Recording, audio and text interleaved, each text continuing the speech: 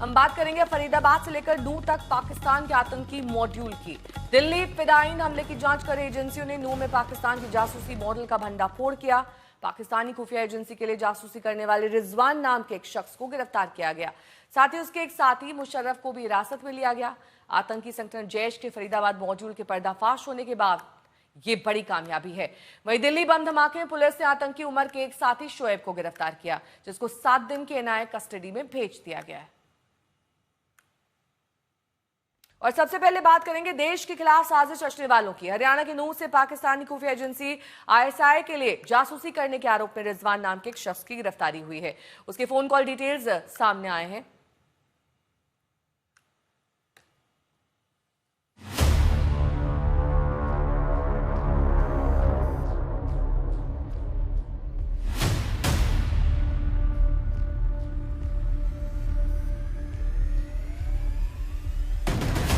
हरियाणा के नूह में जांच एजेंसियों का बड़ा एक्शन।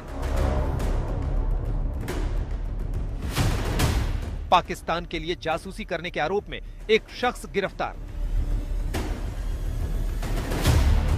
आईएसआई तक भारत की खबरें पहुंचाने के आरोप में रिजवान को किया गया अरेस्ट। दिल्ली में आतंकी हमले के बाद देश के अलग अलग इलाकों में जांच एजेंसियों की ताबड़तोड़ कार्रवाई जारी है। नूह के ताबड़ू खंड के गांव खरखड़ी के रहने वाले वकील को जांच एजेंसियों ने गिरफ्तार किया है। गिरफ्तार किए गए शख्स की पहचान रिजवान पुत्र जुबेर के रूप में हुई है। वो ताबड़ू खंड के खरखड़ी का रहने वाला है। वो पेशे से वकील है और उसको 26 नवंबर 2025 को हिरासत में लिया गया। नूह से गिरफ्तार किए गए रिजवान पर कई दिनों से नजर रखी जा रही थी। उसकी गतिविधियों पर जांच एजेंसियों की नजर थी, जिसके बाद ये कार्रवाई की गई। रिजवान पर आरोप है कि उसने पाकिस्तान स्थित कुछ लोगों से ऑनलाइन संपर्क किया और संदिग्ध वित्तीय लेन देन किया।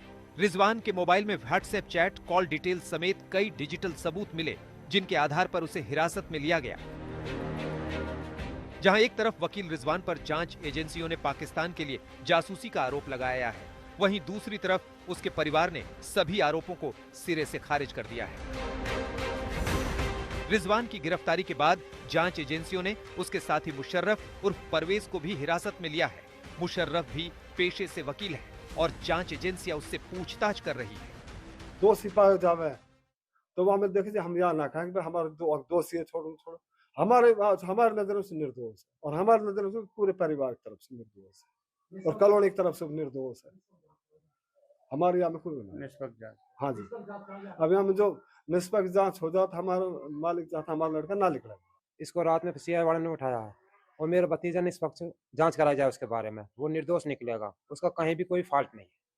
उससे पुलिस के कहने पे एक बार में गेट खोल दिया। अगर वो ऐसा चोर होता तो वो गेट नहीं खोलता। उससे जो कुछ बूझा उसने यही बता दिया कि मेरा नाम मुशर्रफ है, मुझे क्यों ले जा रहे हो। उसको जबरदस्ती ले गया और उसका हाथ का ऑपरेशन हुआ पड़ा। जिस हाथ को खींच रहा था उसने कहा मेरा हाथ का ऑपरेशन हुआ पड़ा, इसको ऐसे नहीं खींचो। हमसे यही मांग करते हैं सरकार से कि हमारे बच्चे के बारे में निष्पक्ष जांच कराएं।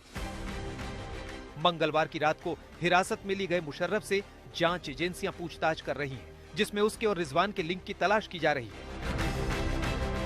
पाकिस्तान के लिए जासूसी करने के आरोप में नूह से गिरफ्तार रिजवान को मिलाकर ये तीसरी गिरफ्तारी है। इससे पहले गांव राजाका से अरमान और कांगरका से मोहम्मद तारीफ को भी पकड़ा गया था। नूह से कासिम खान के साथ आज तक ब्यूरो। हिमांशु मिश्रा मेरे सहयोगी जुड़ गए हैं तमाम जानकारी के साथ। हिमांशु, ये नूह मॉडल को थोड़ा सा एक्सप्लेन करेंगे आप? ये देखिए, ये पूरा जो मॉडल है, इसको जब सिक्योरिटी एजेंसीज ने उस पूरे इलाके में जब अपनी सरगर्मी बढ़ाई, लगातार सतर्कता बढ़ाई, तो पता चला कि कुछ लोग हैं जो लगातार यहाँ से खबरें भेज रहे हैं, पाकिस्तान के संपर्क में है।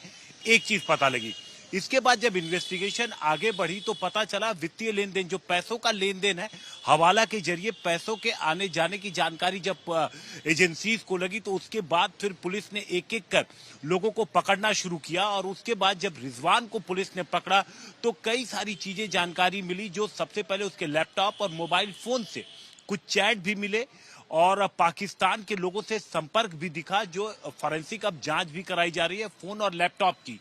इन्वेस्टिगेटिव एजेंसीज ने जब जांच आगे बढ़ाई तो पता लगा कि जो पैसे पाकिस्तान से हवाला के जरिए आ रही थी और हवाला से जब वो पाकिस्तान से पैसे आए तो उन पैसों का जो इस्तेमाल किया गया वो रेकी करने के लिए किया गया और देश विरोधी गतिविधियों में जो पैसे, जो स्लीपर सेल है, उन्होंने इसका इस्तेमाल किया था। अभी रिजवान गिरफ्तार है, 2 गिरफ्तारी पहले हुई थी, 1 गिरफ्तारी पंजाब से हुई है और ऐसा लग रहा है कि जो ये पूरा आईएसआई का नेटवर्क है, जो उनके पूरे जासूसी का, ये काफी इलाकों में फैला हुआ है। और नूह और मेवात इलाके से कोई पहली गिरफ्तारी नहीं है नेहा। इसके पहले भी हमने देखा था कि दिल्ली पुलिस ने भी वहां से 2 शख्स को गिरफ्तार किया था जो पाकिस्तान आईएसआई को सिम कार्ड इंडियन मुहैया कराते थे। जी नेहा।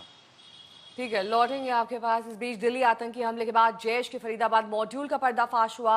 हैरानी की बात यह है कि दिल्ली से सटे फरीदाबाद में साजिश रची गई, वहीं अल फलाह यूनिवर्सिटी में आतंकी पल और पढ़ रहे थे, जिसके बाद जांच एजेंसियों ने ताबड़तोड़ कार्रवाई की।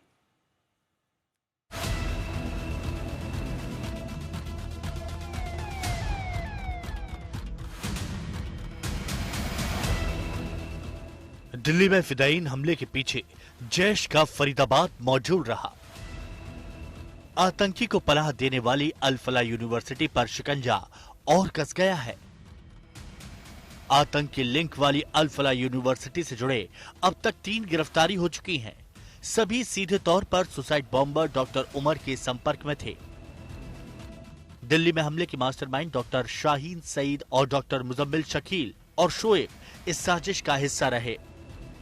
जांच एजेंसियां अब अल फलाह यूनिवर्सिटी का एक-एक सच खंगालने में जुटी हैं। इसी एक्शन के बीच अल फलाह के फाउंडर और चेयरमैन जावेद अहमद सिद्दीकी को गिरफ्तार किया गया। मामला मनी लॉन्ड्रिंग से जुड़ा है और एजेंसियां 415 करोड़ के फर्जीवाड़े की पड़ताल कर रही हैं।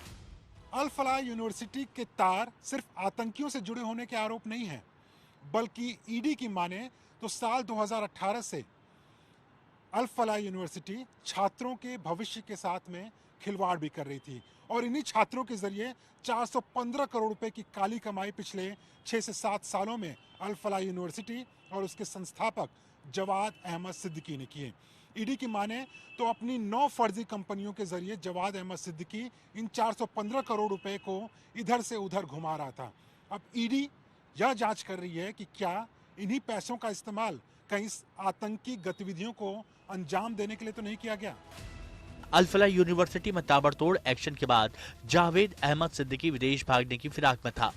अगर उसे गिरफ्तार नहीं किया जाता तो वो विदेश भागकर जांच से बच सकता था, सबूत मिटा सकता था। अब जांच एजेंसियां ये पता करने में जुटी हैं कि क्या यूनिवर्सिटी के नाम पर मिले फंड का इस्तेमाल आतंक वाले नेटवर्क को बढ़ाने के लिए किया गया। दिल्ली से मुनीश पांडे के साथ आज तक ब्यूरो।